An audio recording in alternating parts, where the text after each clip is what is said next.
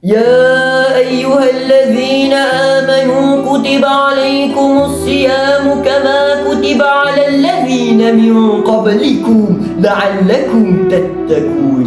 Wahai orang-orang yang beriman, diwajibkan ke atas kamu berpuasa sebagaimana diwajibkan ke atas orang-orang sebelum kamu agar kamu bertakwa.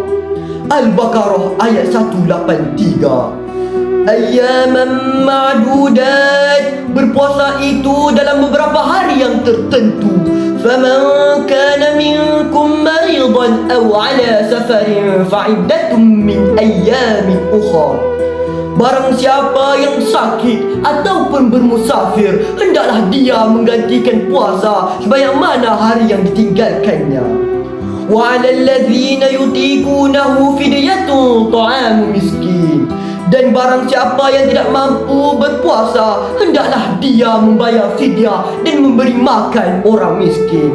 Faman tatawwa khairan fahuwa khairul lah. Dan barang siapa yang membayar lebih daripada fidyah itu, itulah yang terbaik baginya. Wa antasumu khairul lakum in kuntum ta'lamun. Dan berpuasa itu adalah yang terbaik bagimu jika kamu mengetahui. Al-Baqarah 184.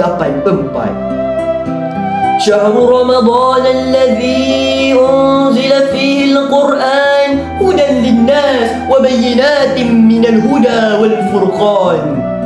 Bulan Ramadan itu adalah bulan yang di mana diturunkan Al-Quran sebagai petunjuk bagi semua manusia. Wa bayyinatin minal huda wal furqan, dan menjadikan keterangan sebab daripada petunjuk dan pembeza antara yang batil dan yang benar.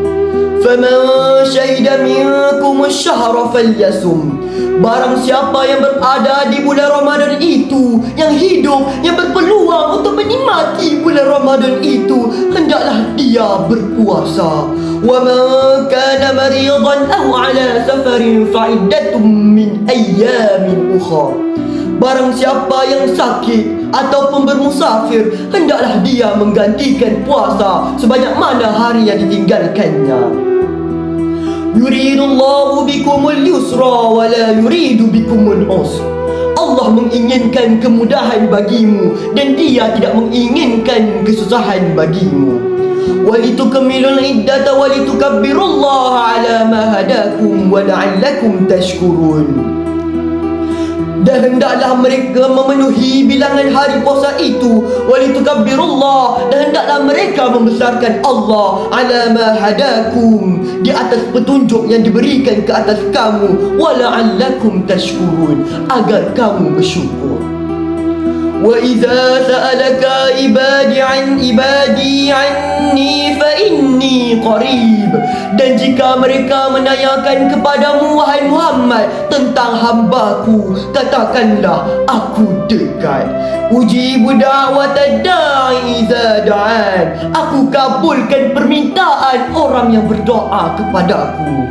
Falyastajibu li, dan hendaklah mereka memenuhkan perintahku, wal yu'minu bi, dan beriman kepadaku, la'allahum yarshudun, agar mereka memperolehi kebenaran.